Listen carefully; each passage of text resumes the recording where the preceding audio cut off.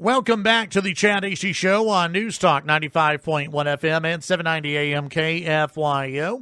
Let's go to the phones. Joining us this morning, Republican Strategist Matt Mackowiak. Matt, good morning. How are you today?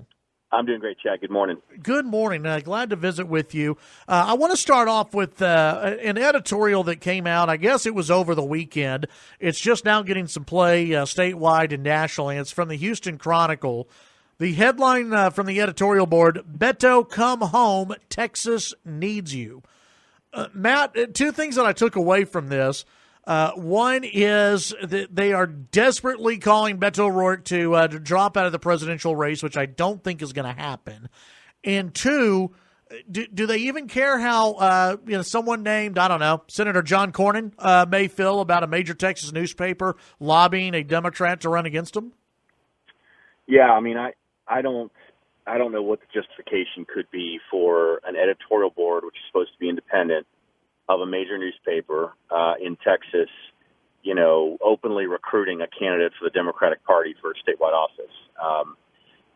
They would. My guess is if you ask them, they would, weasel out of it and say, "Oh, we just want a thorough debate," or something like that. But ultimately, this is essentially an endorsement. They clearly don't believe that the second tier crop of candidates they have running for U.S. Senate is going to be able to defeat Cornyn. And I'll give them credit for this. I mean, they recognize what Beto doesn't, which is that he has been effectively a non-factor on the Democratic side in the race for president. But if you read the editorial, it's kind of absurd. I mean, their strongest argument for Beto is, well, when he was asked after the El Paso shooting about, questions like whether the president is racist or not, he responded with his own vulgarities and, castigated the media for even asking the question. I mean, to me, that's not much of a, justification for someone running for, an important office. So, yeah, I mean, I don't – it's disappointing. I mean, the Houston Chronicle has generally been a little bit more pro-Republican than most state newspapers on the editorial side have been over the years. They clearly don't like Trump. I think Trump had like one or two national newspaper endorsements last in 2016 out of whatever there is, several hundred. So, if I'm Senator Cornyn's team, I'm wondering whether I'm going to be able to get a fair shot or not from the Houston Chronicle on the editorial side, and I think that's a reasonable concern on their part. Yeah. Do you think there's any chance O'Rourke drops out of the presidential race? So sure. I mean, the answer is yes. There's a chance. I think the chances are decreasing every single day. He basically has until the filing period, which is I want to say like mid-November, early November to early December, and he could file for Senate instead of filing for president or switch offices or something. Obviously, that's going to occur before Iowa. And so, he would have to basically quit before even seeing if he had a chance to perform well in those early states. If he were to miss the September or October debates and not qualify, I think that could be the kind of forcing mechanism, but it's looking like he will qualify. So, his team reacts more aggressively to these efforts to persuade him to run for U.S. Senate every time. They're tired of answering it. I mean, it really is kind of a backhanded compliment, because it is a recognition that he's not going to be the nominee and doesn't really have a chance. I also would just point out, Chad, he has moved so far left, way past where he was when he was running for the United States Senate last year. I don't think he can get elected to the United States Senate in 2020 based on the positions he's taken. He just yesterday called for a national gun registry. That's probably a 20% issue in Texas. Yeah. I just don't see the path there. He's not doing anything to set himself up for that. Obviously, the Democrats have 4 or 5 or 6 candidates now running for U.S. Senate, and they're pretty, uncomfortable with the direction that primary is going.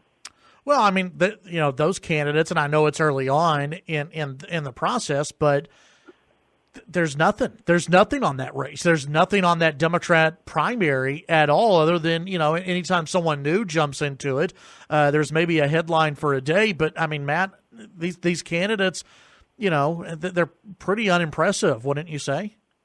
They are, and I think that none of them really possess what it takes to become a statewide candidate in Texas. It's such a big state, 21 individual media markets. You have to have significant fundraising, significant organizational abilities, a compelling message. And honestly, if you're the Cornyn campaign, you have to be sitting back looking at this and being pretty encouraged. They're now guaranteed to have a primary runoff, which means they won't have a nominee until May. That will give their nominee 4.5 months or 5 months to raise $20 million to make themselves competitive in a general election. The odds of that are pretty low, and the party's going to be pretty divided after that, particularly now that you have a sort of hardcore progressive with this activist who just got in a couple days ago. Getting in. I mean, there's really going to be some fissures inside the Democratic Party in the state of Texas, and I can't really handicap the Democratic primary for U.S. Senate right now. Yeah. Visiting with Matt Mackowiak. Matt, over the last few days, there have been quite a few stories coming out about the state, about Texas, and whether it's going blue. I guess with the retirements, it's put another emphasis on this about whether Texas will tip one way or the other. There was an article that came out today. I believe it was today.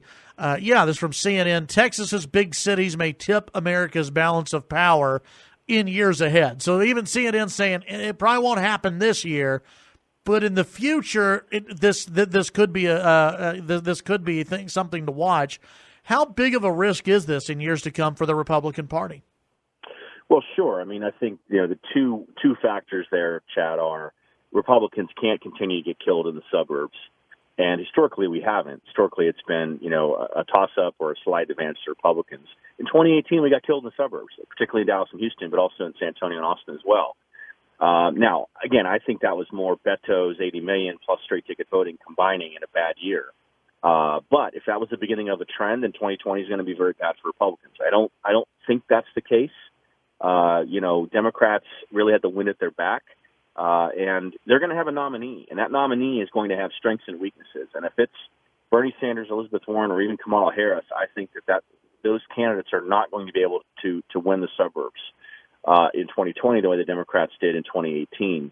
But the second factor that we have to be candid about is we can't get a third or less of the Hispanic vote at a time when the Hispanic vote is surging in Texas and the white vote is shrinking.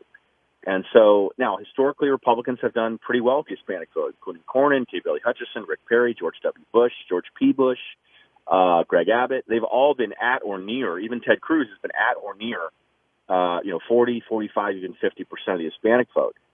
That's not where Trump has been, if we're being honest about it. And so he's got to do better. And I know their campaign is kind of quietly confident that they believe they can overperform with both Hispanics and African Americans.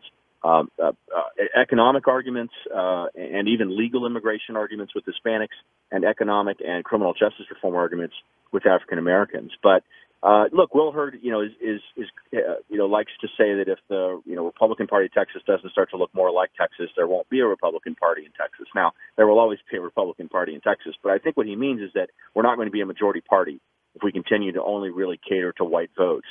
I don't really believe that the party has been doing that, but I do believe Trump's support has been less diverse and more white, certainly in 2016, and we've got to reverse that trend in 2020.